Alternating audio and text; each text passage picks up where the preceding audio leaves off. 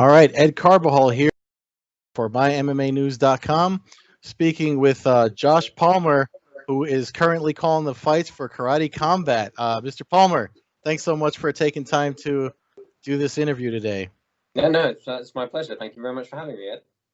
So, one of the things I wanted to ask you was, I know we were kind of talking about it before I started recording, but I'd love to hear the details of how you kind of fell into, as a martial artist, how you fell into broadcasting and calling fights. So you've done Cage Warriors, you've done Polaris, and I've actually heard a lot of your work. So it's pretty cool for me to be talking to you right now. No, I appreciate it. Thank you. Man, I was super lucky. They have that whole thing over you just kind of you meet enough people and stuff happens, and that's kind of how it happened for me. I was training jiu-jitsu and MMA, and I happened to go to an open mat one time, and I was talking to somebody about a promoter, very low level domestic stuff. In the UK, there's no regulation, so it can kind of be free for all. And he said, "Oh, you seem to know what you're talking about. Do you want to judge my show at the weekend?" I was like, "Yeah, okay." So I ended up running his judging panel for him for quite a few events, and off the back of that, I was at a domestic event just watching a teammate compete, and similar thing. The guy who was commentating, who was a professional fighter, but he was doing it solo by himself, came up to talk to me and a teammate, and I just said, "Oh, I'm really looking forward to such and such a person in the co-main event tonight because they were a jiu-jitsu guy." And he said, "Oh, you seem to sound like you know what you're talking about. Do you want to come and sit down and talk through the fights with me?" I was like, "Yeah, okay, that sounds great." And did the first couple and did quite a few on that show for free, because obviously I was just kind of doing it for fun. And then I sort of worked up the courage to say to the promoter, "Hey, can you give me some gas money?" And that worked. And then it just kind of went from there. And that was 10 years ago. Wow. Yeah, Wow, super right place, right time / stick your oar in. that's great. I mean, it's weird because yeah, that's kind of how I fell into the media business too. But you just kind of like right place, right time. As far as your martial arts background, I know you said you're a jiu-jitsu guy. You have a black belt in Brazilian jiu-jitsu. Mm-hmm. Um, but you've found your way into calling a sport that there's no jujitsu involved really, No, with karate no. combat. So I mean, can you talk about how you found yourself standing next to Boss Rutan and calling karate Yeah. fights? So I mean, the crossover part for me was easier because obviously I actually have a lot of MMA experience calling MMA fights, and I've always been very upfront that I am a way better technical grappling commentator than I am a technical striking commentator because I've put thousands and thousands of hours into mat work and not so much into the striking. I've done enough striking to try and be comfortable. If someone punches me in the face, I'm okay. But I'm very upfront that that's a hole that I have. So grappling's always been my thing. Now, the difference is that with Karate Combat, what I'm doing is play-by-play commentary, which happens to be something that, again, I didn't start doing initially. I was a color commentator. But play-by-play, if you can keep track of multiple threads at the same time and multitask it, you can kind of, fall into that as well. In terms of Karate Combat, I got an Instagram message one day, basically from Adam Kovacs, the president, basically just saying, "Hey, we've seen, I know you from Polaris and some other stuff. We're looking for a new play-by-play guy. Are you interested in having a chat with me?" And I'd seen Karate Combat before, off the back of Bas being on the Joe Rogan Experience, and I'd watched a bit of it, but I wasn't following it hardcore at all. But I thought, hey, yeah, this looks cool. Let's have a chat. There's no downside in having a conversation with someone. And he sort of clued me up on a lot of it, but left a few key things out, and asked me if I would, if he'd send me 2 fights, if I'd do a little demo tape for them, which is honestly something I'd never done before. No one's ever said, "Hey, can you audition effectively?" But we're looking at a couple of guys, and an audition tape would be really helpful. So I said, well, it changes the dynamic doing it solo with no crowd, on your laptop with a microphone. It changes it a bit, but I'll see what I can do. And I sent that in, and then about a week later, I got a phone call when he just said, "Hey, how do you feel about commentating with Bas?" And I was like, "Yes." Yeah. This is, I mean, it's Bas Rutten. It's like, Yeah. what are you going to do? Say no? I was gonna say, who would say no to that? I mean, that's like anyone that does the work that you do. That's almost like a bucket list thing to sit next to someone like him. That's, you know, got accolades in the sport and his own color commentary experience. It's got to be there's got to be something you're learning off of that to add to the future of your career too. For sure. And it's anytime, because obviously I come from small domestic MMA background in the UK originally, and it's like, okay, well, the first time I got to sit down and do it with anyone of note, like Jens Pulver or Frank Trigg or Kenny Florian or Sean Williams or these guys, I was like, okay, this feels very real now. How am I going to stack up? And everybody does stuff slightly differently. Everybody has slightly different styles. Bas and I seem to have hit very, very quickly a really, really nice chemistry. He's slightly more exuberant, slightly more out there. I'm English. I'm a little bit more reserved, a little bit more straight edge, but that juxtaposition plays really well. And and it's been a lot of fun so far. Yeah, no, I agree. I having caught the event from this past Sunday, one of the things, I mean, now you kind of checked off something that I noticed from last Sunday's event when the takedown that occurred for the knockout that it's all over the internet now. The body lock call that you made, because you questioned the validity of it. Yeah. And you obviously it takes a trained eye like yours to realize how high it was and how low it was and why it was legal afterwards once they broke it down. So I mean, that's pretty cool. I mean, there is a story behind that.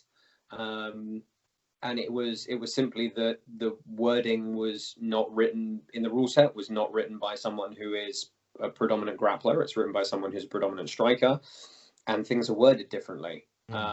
What the rule set was particularly trying to say was that specifically suplexes are illegal, but body lock throws were not. But it included the terminology other wrestling techniques. It was suplexes or other wrestling techniques.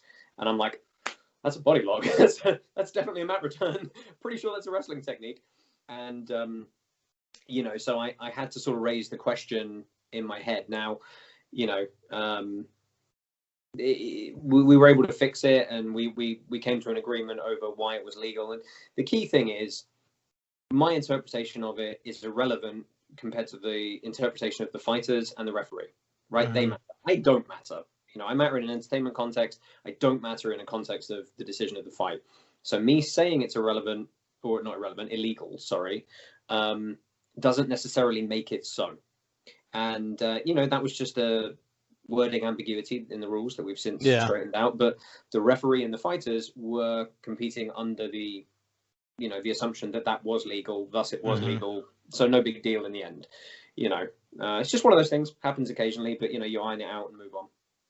Yeah, no, I mean, it was definitely, but it's also a learning experience too, because one of the thing that actually caught my eye about Karate Combat from their first season was their unique rule set, and how it almost, if you talk to any of the guys, I'm sure you have, if you've talked to any of the Karate Combat competitors, they've all said that they prefer this rule set over anything else they've done competitively, because I think it was El Haji Nadur that I spoke to in season 1.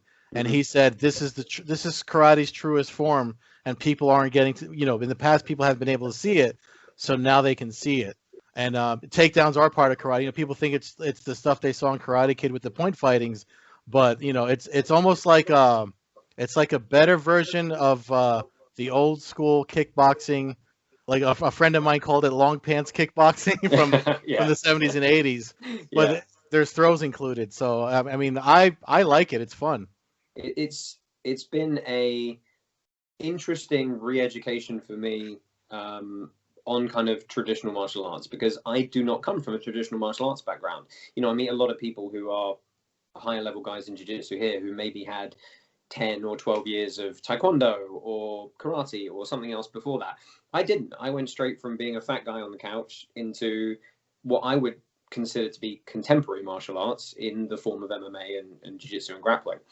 So I never really had an upbringing in traditional martial arts, and how significantly they can vary over time, having gone from art down to a point fighting rule set to an Olympic rule set, where the variations in applicability start coming in.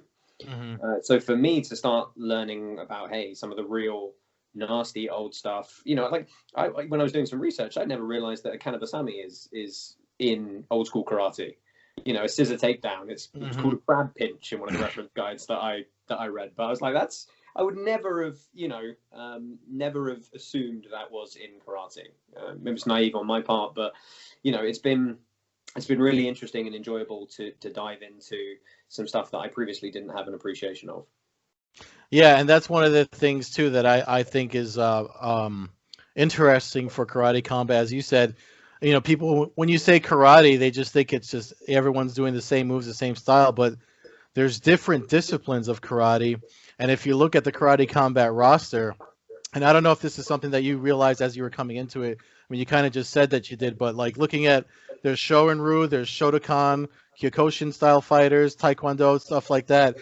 Josh Cohagen, he calls his American karate, which is kind of like the kickboxing I was referring to. So, I mean, was that something that you've discovered as you were calling these events? I know you just did the one, but no, I mean, I was obviously aware there were, different variations of the same art. But as you say, Josh Cohagen's a great example where as soon as he said, hey, I call it American karate, I was like, what is that? Please tell me the difference. But yeah, between like the Shotokan guys and the Kyokushin guys and the Wado-ryu and the Kudo as well, we've got some fighters who are in Kudo. It's just been educational for me, and it's been thoroughly enjoyable so far. Yeah, so I mean, one of the questions I was going to ask you, but you answered it already. Was if you had done any karate in your, because growing up where I grew up here in New Jersey, like that was that karate schools were around, mostly Taekwondo. So like everyone has kind of gotten some sort of at some point in someone's life they've put on the gi and thrown the punches and kicks and done the Karate Kid type of stuff. But you kind of said that wasn't around where you grew up in the UK. So no, I mean it was very much around. I mean the jiu-jitsu school that I very first started at way back in the day was also a karate school. It was run by a karate guy, and he brought in several other fairly 5th, 6th, 7th dan guys, and and I got some exposure to it, but nothing that I would have. I wasn't into it. It wasn't, I was all about the grappling, really. Yeah. So it existed, but not on my radar all that much. So speaking of the Karate Combat's uniqueness, one of the things, folks, that even that are just your general combat sports fan, obviously the presentation, the virtual. I know they're doing a thing with Unreal Engine now. You kind of had to put on the Road Warrior type outfit. Yeah. That's got to be a new experience for you, right? Can you just talk about that? Remember when I said they conveniently left a couple of things out? Costumes was one of them. Man, that was a buzz. That was a real buzz.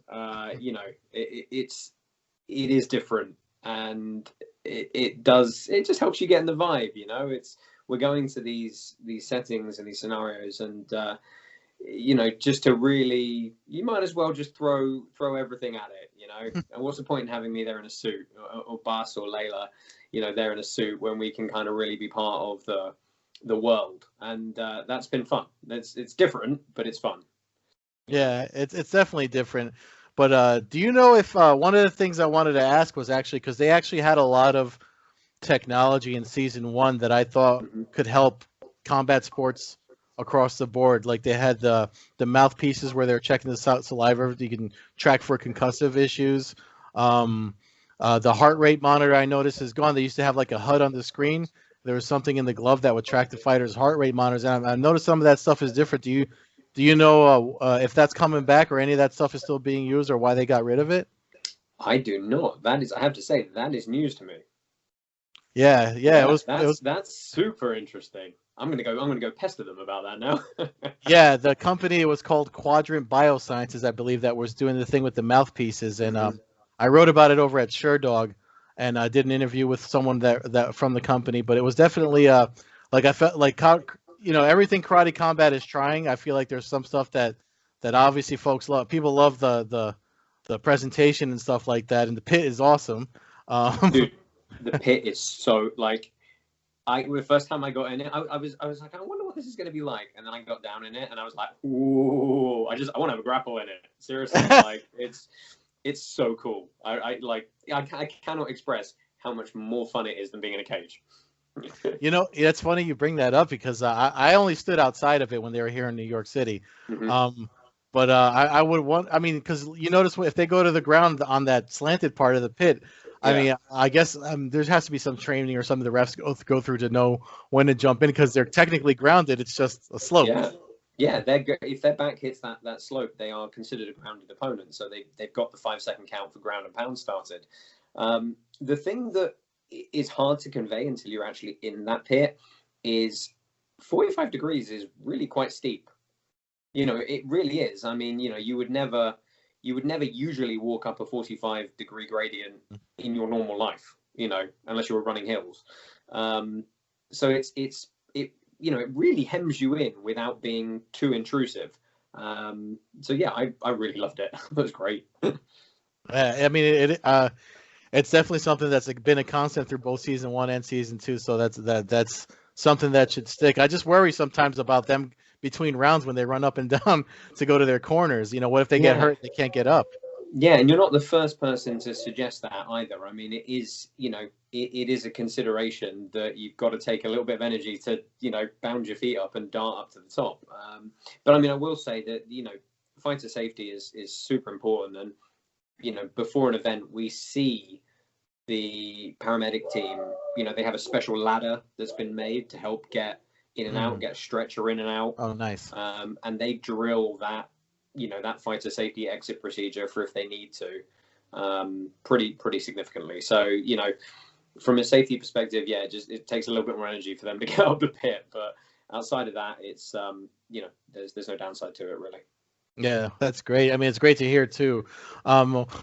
So you did one event. I mean, do you know how many events they're going to have you on the mic for? Because they had Marshawn Lynch, and I know one of the press releases said they were going to try to rotate people. So do you know how many events you're on deck for? You've got to put up with me for the whole of season 2.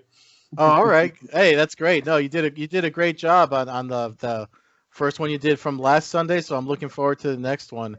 But I mean, that's pretty much all I have for you. I really do appreciate the time.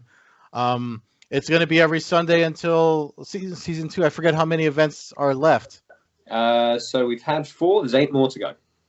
8 more to go. 8 more to go. Yeah, you got to put up with us every Sunday night at 7 Eastern. And that's on the bnsportskarate.com and their YouTube channel, right? Yeah. So I think the main premiere that certainly that I sit down and watch is the Sunday night one. Yeah. Yeah, so it's I will say feedback on the first one has been fantastic, thoroughly enjoyable. I was bracing myself for some internet internet comments, but for the most part, very, very positive. I will always work on what needs to be fixed. I can't guarantee for this season you'll hear me do it all that much, but if I come back for a season 3, you'll hear me full on Japanese correct karate term for everything. It takes, I did a similar thing in mixed martial arts with the application of judo, where I never trained judo outside of, having some judokas come in and teach us for jiu-jitsu. So it took me a while to throw correct terminology in there quickly with names of throws and stuff. So, that's something that you'll see me refine over time. Assuming I stick around, that's one of the things that I would like to fix. But man, it's a buzz. I mean, between Bass and obviously Layla, who's come on board, and I've worked with Layla for a long time, and she's just fantastic at what she does. And together, everybody just seems to gel really well. And it's a hugely motivating team of people to be around because everybody involved in this promotion just wants to make it the best it can be. I mean, there's perfectionists in every aspect of this thing, and you've already seen their willingness to adapt and change and try stuff. And sure, perhaps every so often you're going to get something that, you know, is hit or miss. But the formula right now is looking really good. The refinements are looking really good. And for me, it's incredibly exciting to be part of.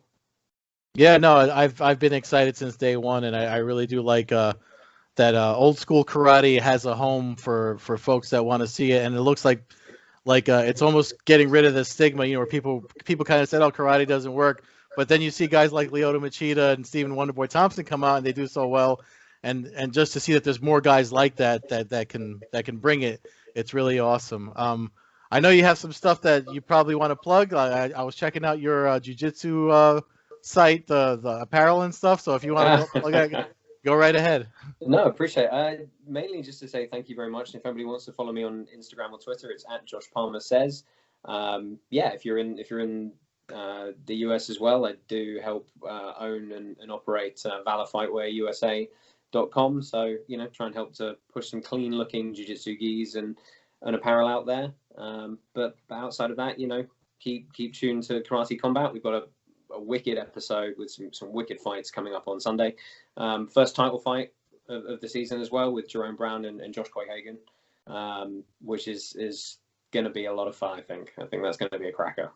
Yeah, me too. I'm looking forward to it. So thank you so much, Mr. Palmer. I'll be looking forward to the event this Sunday. No problem. Thanks, Ed. Take care.